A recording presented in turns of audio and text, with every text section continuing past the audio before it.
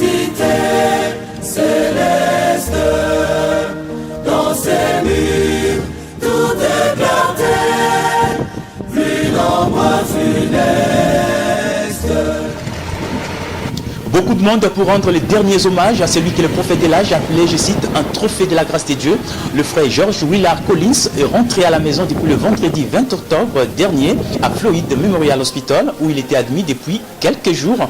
Le service funéraire a été organisé avant son enterrement sur place au Branham Tabernacle, un service présidé par le frère Billy Paul. Et comme on peut le voir sur ces images, le cercueil de l'illustre disparu a été exposé devant l'église, juste à côté de la chaire, dans le tabernacle, cet endroit même où il a servi les seigneurs durant presque toute sa vie. On a noté la présence de plusieurs croyants qui se sont déplacés en masse pour se recueillir devant son cercueil. Larmes et émotions étaient bien palpables. Son inhumation a eu lieu dans ces vieux cimetières de Jeffersonville, appelés Eastern Cemetery, où sont enterrés d'ailleurs beaucoup de saints de Branham Tabernacle. Et là, on retrouve également la tombe du prophète Branham, qui est située juste à quelques pas de l'endroit où l'on va déposer dans quelques minutes le corps des frères Collins.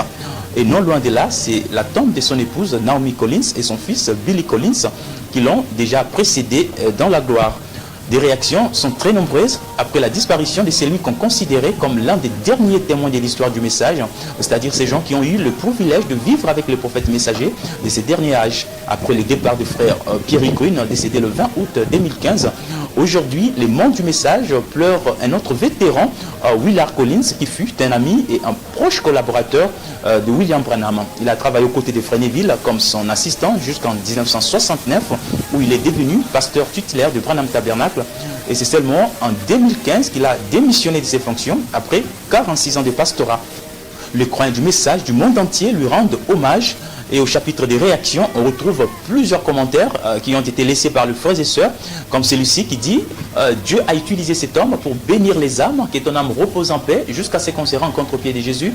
Peut-on lire sur le net. Et une autre réaction qui dit « Frère Willard fut un homme de Dieu très spécial, il a servi les prophètes et le peuple de Dieu avec tout son cœur, il va tristement nous manquer », commente un autre internaute. Franchement, les réactions sont innombrables et elles continuent de pleuvoir. Plusieurs pasteurs en Afrique ont également rendu hommage à ces vaillants combattants de la foi et la plupart des sites internet du message commentent les qualités tout à fait indéniables de l'illustre disparu. Voilà Jonathan, tout ce qu'on peut dire concernant les déroulements de ces funérailles qui se sont passées dans la plus grande sobriété devant plus d'une centaine de croyants qui sont venus de toutes parts.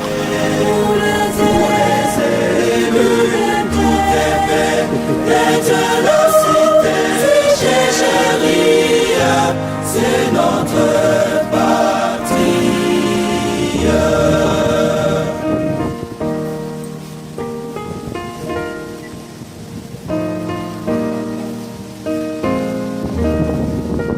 Au Salem, repos si doux, mon cœur tel désire. Après son cher son époux, l'Église soupire.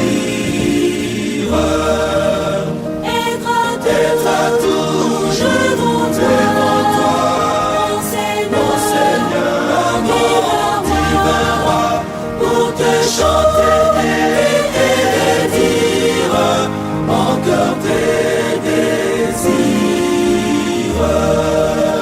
Être à toujours devant toi, mon Seigneur, mon divin roi, pour te chanter et dire mon cœur tes désirs, mon cœur tes désirs. Après son cher son époux, l'Église soupire. Être à toujours devant toi, mon Seigneur, mon divin roi, pour te chanter et dire mon cœur tes désirs. Être à toujours devant toi, mon Seigneur, mon divin roi, pour te chanter